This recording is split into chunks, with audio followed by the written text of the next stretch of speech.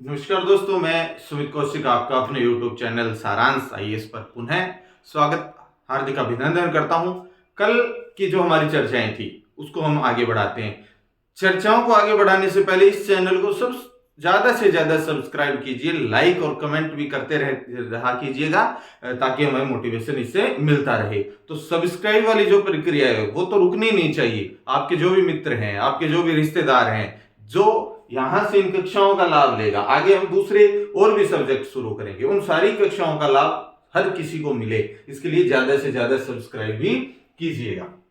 अब हम बात करते हैं, एक टॉपिक हम और चलते हैं। कल हमने प्रकाश के अपवर्तन के बारे में देखा था, अपवर्तन से संबंधित सारी बातें हमने कर ली थी। परावर्तन और अपवर्तन के बाद हम प्रकाश की एक नई घटना है जिसका नाम है प्रकाश का वर्ण विक्षेपण।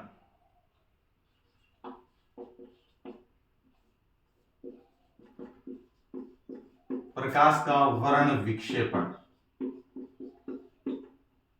प्रकाश का वर्ण विक्षेपण।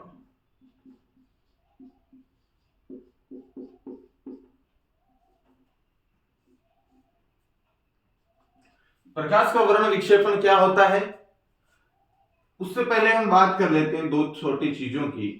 एक तो होता है प्रिज्म। ये प्रिज्म क्या होता है, तो इसमें क्या होता है, दो इसमें होते हैं त्रिभुजाकार फलक और तीन इसमें होते हैं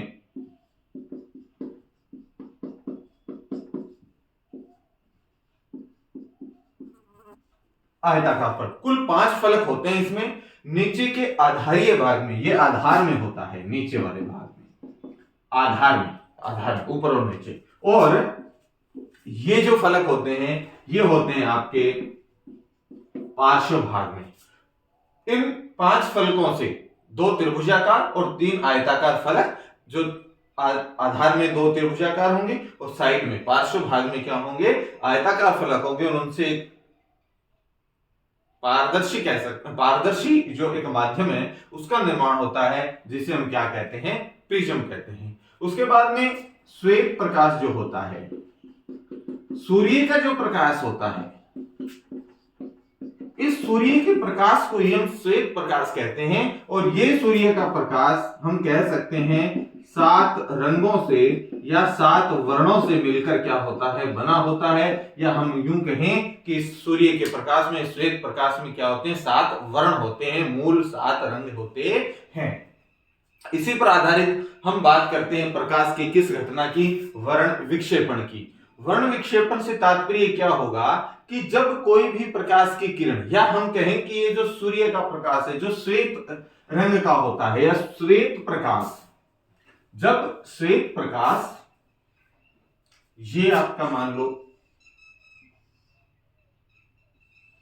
प्रिज्म है, जब ये सूर्य का प्रकाश,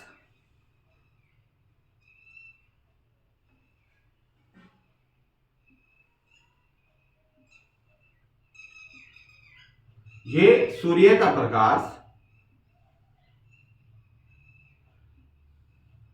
ये सूर्य का प्रकाश जब क्या होता है कि इस प्रिज्म में से गुजरेगा, तो प्रिज्म में से गुजरने के पश्चात यह अपने मूल 7 रंगों में क्या हो जाता है, विभक्त हो जाता है। सूर्य का प्रकाश आया, इस प्रिज्म से गुजरेगा और गुजरने के पश्चात अपने 7 रंगों में क्या हो जाता है, विभक्त हो जाता है। इस प्रकार से सूर्य का प्रकाश का या श्वेत प्रकाश का अपने 7 रंगों में विभक्त होने की जो घटना है, इस घटना को ही हम क्या कहते हैं, वर्ण विक्षेपण कहते हैं। सूर्य के प्रकाश का अपने मूल 7 रंगों में विभक्त होने की घटना क्या कहलाती है, प्रकाश का वर्ण विक्षेपण कहलाता है। और ये 7 जो रंग हैं वो अलग अलग एक प्रकार की पट्टी का क्या कर लेते हैं, एक बैंड का निर्माण कर लेते हैं। ये 7 जो रंग हैं वो एक पट्टी या एक बैंड का निर्माण कर लेते हैं, जिसे हम क्या कहते हैं, इस 7 रंगों की पट्टी को कहा जाता है, स्पेक्ट्रम कहा जाता है। और ये पूरी की पूरी घटना क्या कहलाती है, वर्ण विक्षेपण कहलाती है। इसमें जो ये 7 रंग होते हैं उनका मैं आपको क्रम बता देता हूं कि क्या क्रम होता है। इनका अगर हम याद करने का एक सूत्र देखें तो याद करने का तरीका होगा इसका कि ये नाम याद रख सकते हो आप, विबग्योर। विबग्योर नाम से आप याद कर सकते हो। ये जो क्रम है, ये क्रम नीचे से कहां की तरफ है, ऊपर की तरफ है। ये याद रख लेना, ऊपर वाला रेड होगा, या ऐसे याद रख लो, ये क्या हो जाएगा, ऑरेंज हो जाएगा। ये थर्ड नंबर आपका क्या हो जाएगा, येलो।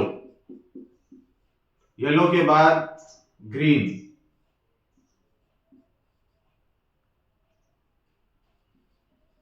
ग्रीन। ये आपका क्या हो जाएगा, ब्लू। ये आपका क्या हो जाएगा, इंडिगो। और ये आपका क्या हो जाएगा लास्ट में, वॉयलेट। ये आपका क्या हो जाएगा, और ये जो कलर है, ये कलर है, विबग्योर नाम से आप याद रख सकते हो। ये आपका क्या है, वॉयलेट है। ये आपका क्या है, बैंगनी है। ये आपका जामुनी है। ये नीला हो जाएगा। ये ग्रीन, हरा, पीला, नारंगी, और अंत में क्या हो जाएगा, लाल हो जाएगा। अब देखो, ये जो लाल रंग है, ये जो आपका वर्ण विक्षेपण है, या इनका जो विचलन है, ये जो विचलन हुआ है इनका, ये विचलन उसकी तरंग दैर्ध्य के क्या होता है, वेवलेंथ के क्या होता है, व्युत्क्रमानुपाती होता है। जिसकी तरंग दैर्ध्य अधिकतम होगी उसका विचलन क्या होगा, कम होगा। तो यहां पर लाल रंग की जो तरंग दैर्ध्य है, इसकी जो वेवलेंथ है, वो क्या होती है, न्यूनतम होती है। और न्यूनतम होने की वजह से ही इसका विचलन भी क्या हो रहा है, कम हो रहा है। जबकि बैंगनी रंग की जो तरंग दैर्ध्य, जो वेवलेंथ है, वो क्या है, अधिकतम है। और इस अधिकतम होने की वजह से ही इसका जो विचलन हो रहा है, वो क्या हो रहा है, सर्वाधिक हो रहा है। तो विचलन जो होगा वो तरंग दैर्ध्य के, वेवलेंथ के क्या होगा, डायरेक्टली प्रोपोर्शनल होगा, अर्थात व्युत्क्रमानुपाती होता है। इसका अगर हम क्रम की यदि बात करें, कई बार पेपर में क्रम पूछ लिया जाता है, ऊपर से नीचे का क्रम क्या होगा और नीचे से ऊपर का क्रम क्या होगा। तो यदि हम बात करें नीचे से ऊपर के क्रम की, तो सबसे पहले नीचे से ऊपर का जो क्रम है,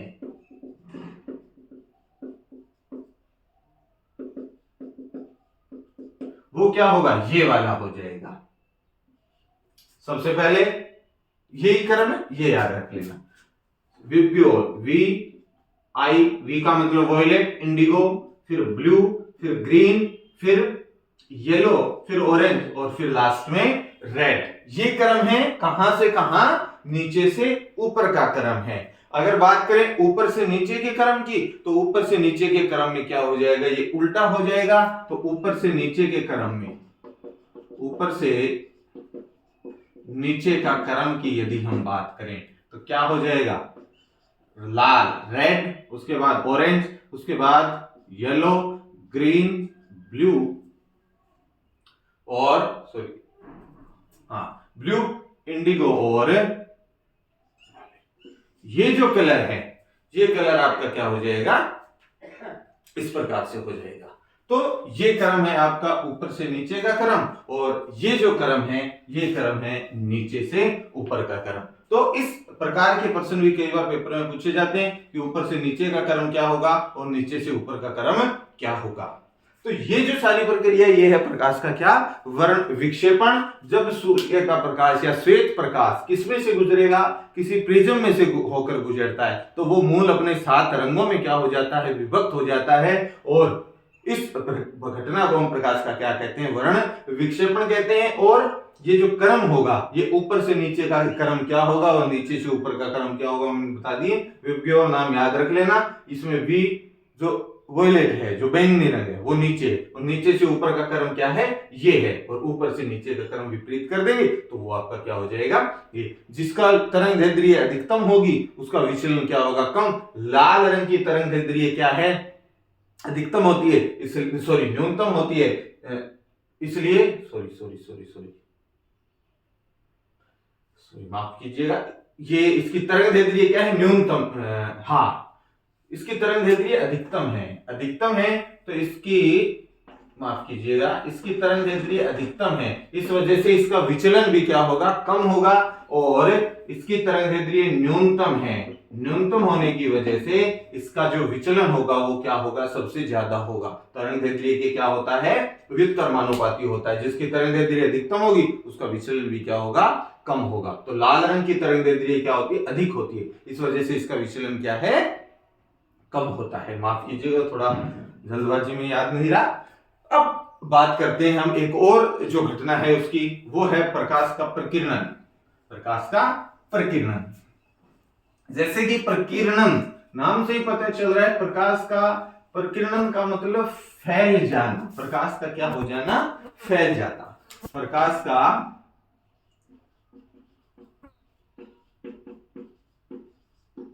का क्या, प्रकीर्णन।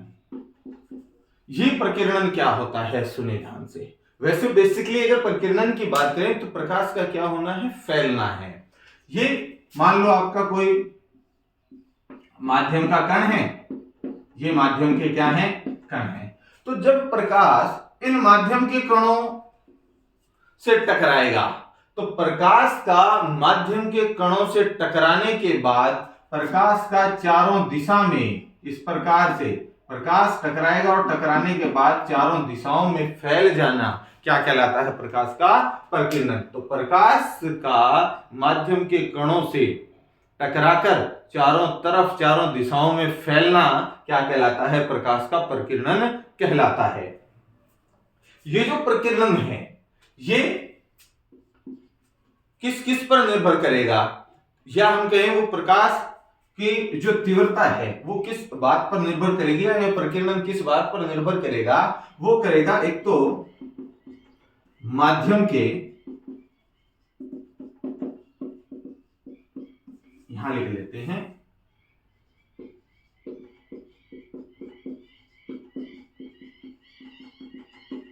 प्रकीर्णन की निर्भरता। ये प्रकीर्णन की निर्भरता किस पर करेगी, नंबर एक ये करेगा एक तो माध्यम के जो कण हैं उन कणों के आकार पर, और दूसरा निर्भर करेगा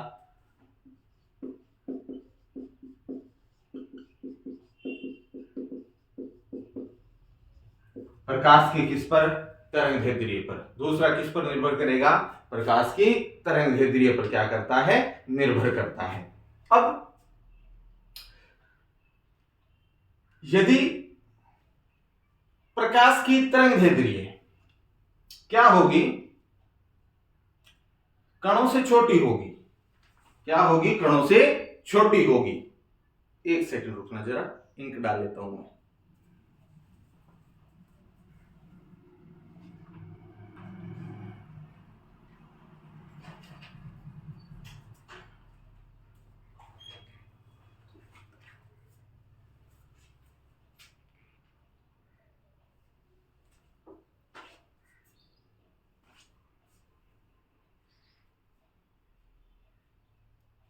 तो यदि प्रकाश की जो तरंग दैर्ध्य है वो क्या होगी, छोटी होगी कणों से, तो क्या होगा, सुनना जरा, कि प्रकाश की तरंग दैर्ध्य कणों से छोटी है तो जो प्रकीर्णन होगा वो प्रकीर्णन तरंग दैर्ध्य के क्या होता है, व्युत्क्रमानुपाती होगा। इसका मतलब यदि तरंग दैर्ध्य क्या है, कम है, तो उसका प्रकीर्णन क्या होगा, ज्यादा होगा, और यदि तरंग दैर्ध्य क्या है, ज्यादा है, तो उसकी जो प्रकीर्णन होगा वो क्या होगा, अधिक होगा। तो यहां से अगर हम बात करें कि जो लाल रंग है उस लाल रंग की तरंग दैर्ध्य क्या है, अधिकतम होती है, इस वजह से लाल रंग का प्रकीर्णन भी क्या होता है, कम होता है। ये जो नियम है इस नियम को हम कहते हैं रेले का नियम। इस नियम को कौन सा नियम कहते हैं, रेले का नियम कहते हैं। रेले ने बताया कि जो प्रकीर्णन है वो तरंग दैर्ध्य के क्या होता है, व्युत्क्रमानुपाती होता है। इसका मतलब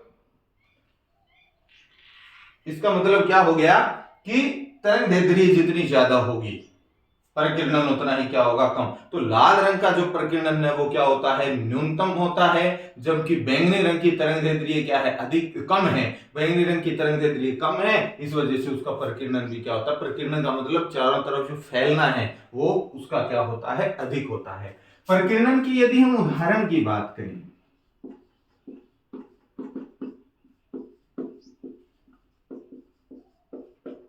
तो इसका एक उदाहरण तो हम ये देख सकते हैं कि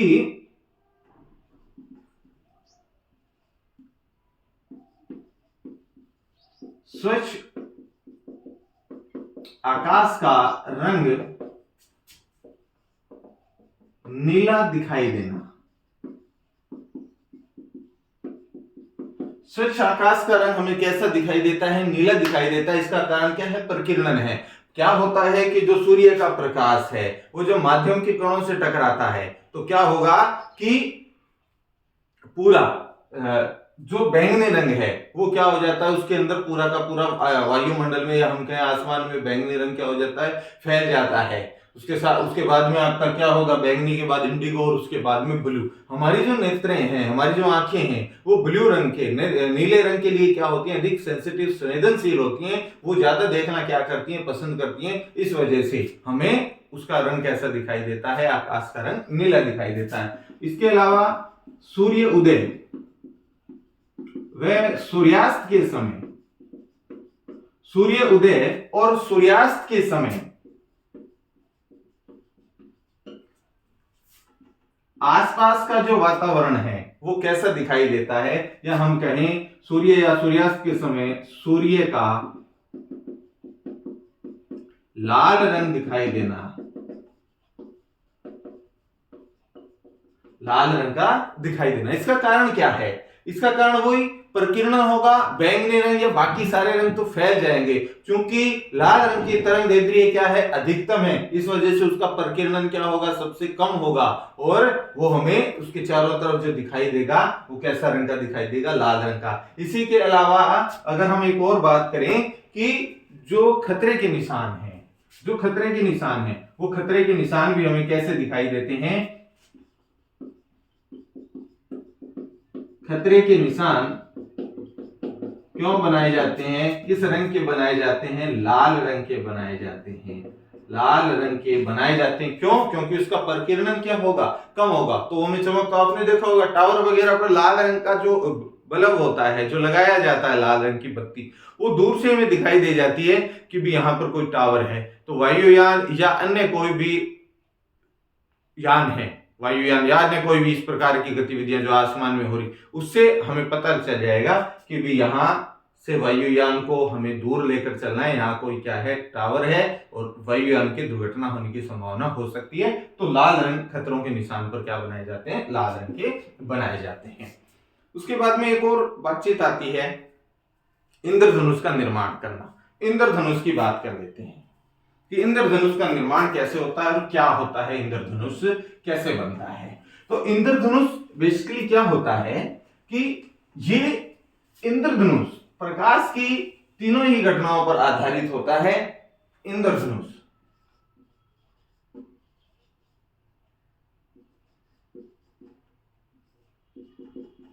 माफ कीजिए, एक सेकंड रुकना जरा।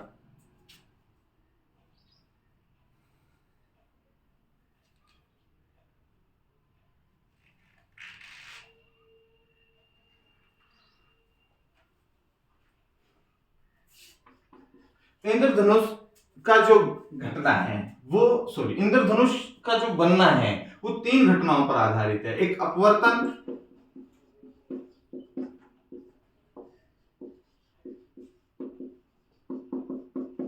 पूर्ण आंतरिक परावर्तन, और एक है अभी जो हम जिसकी बात कर रहे हैं वो क्या था, हमारा प्रकाश का वर्ण विक्षेपण।